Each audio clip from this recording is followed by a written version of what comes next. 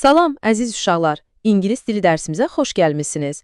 Bugün biz birlikdə çox maraqlı bir şey öyrənəcəyik. Özümüzü necə hiss etdiyimizi ingiliscə deməyi.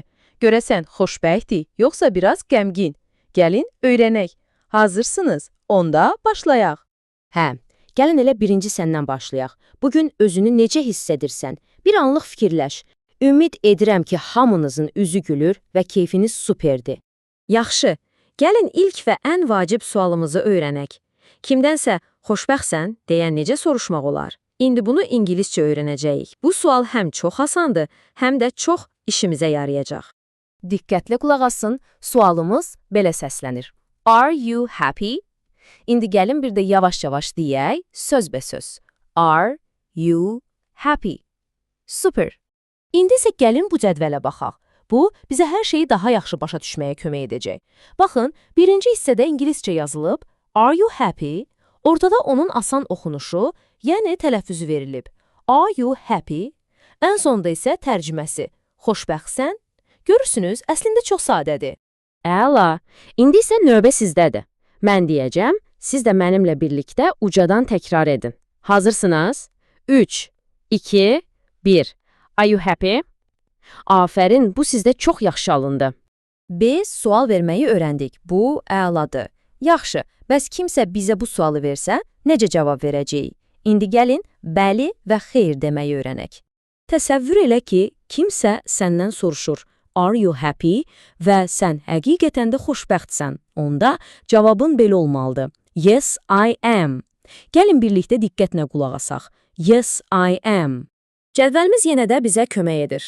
Deməli, ingiliscə yazılır. Yes, I am. Tələffüzü, yəni oxunuşu belədir. Yes, I am. Tərcüməsi isə sadəcə bəli deməkdir. Yəni, bəli, mən xoşbəxtəm. Gəlin birlikdə məşq edək. Məndən sonra ucadan deyin. Yes, I am. Bir daha, amma bu dəfə daha da gümrah səslə. Yes, I am. Əla. Yaxşı. Bəs əgər keyfimiz yoxdursa, yəni xoşbəxt deyiliksə, onda necə cavab veririk? O zaman cavabımız biraz fərqli olur. Diqqətlə qulaq asın. No, I am not. Gəlin yavaş-yavaş təkrar edək. No, I am not. Cədvəlimizə baxaq. İngiliscə No, I am not. Bəs oxunuşu necədir? No, I am not. Tərcüməsi isə xeyr deməkdir. Yəni ki, xeyr, mən xoşbəxt deyiləm. İndi gəlin bu cavabı da birlikdə məşq edək. Hazırsınız? Ucadan deyin. No, I am not.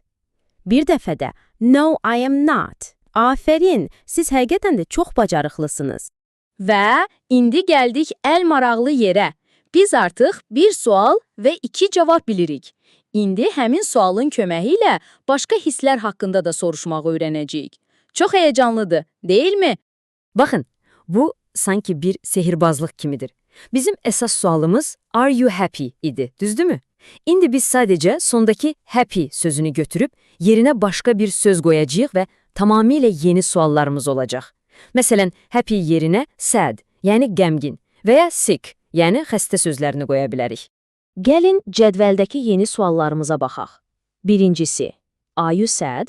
Bu Are you sad kimi oxunur və qəmginsən deməkdir.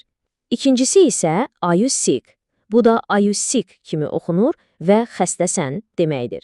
Gördünüz, eyni qayda ilə nə qədər çox sual düzəltmək olar. Vay, biz artıq çox şey öyrəndik. İndi isə növbə sizdədir. Mən sizə suallar verəcəm. Siz isə öyrəndiyimiz cavablarla mənə ucadan cavab verəcəksiniz. Hazırsan? Bu balaca bir oyun kimidir. Elə isə ilk sualım gəlir. Are you happy? Gözləyirəm, cavabını ucadan de. Cavabın ya yes I am ya da no I'm not olmalıydı. Görəsən hansını dedin? Ümid edirəm ki, yes I am dedin. Amma demədinsə də heç narahat olma, bu sadəcə bir məşqdir. Yaxşı, hazırsan, növbəti sual gəlir. Are you sad? Cavabını eşitmək istəyirəm. Və sonuncu məşq sualımız. Diqqətli ol. Are you sick? Afərin, bütün suallara çox gözəl cavab verdin. Great job. Bilirsiniz bu nə deməkdir? Bu, ingiliscə əla işdir deməkdir. Siz bugün çox çalışdınız və yeni, vacib cümlələr öyrəndiniz. Mən sizinlə həqiqətən də fəxr edirəm. Beləliklə, Bugünkü dersimizin sonuna geldik. Ama unutmayın, öğrenmek heç vaxt bitmir. Bəs sən başqa hansı hisslər öyrənmək istəyərdin? Məsələn, yorğun və ya həyəcanlı olmağı. Bu haqda bir düşün. Növbəti dərsdə görüşənədək. Hələlik.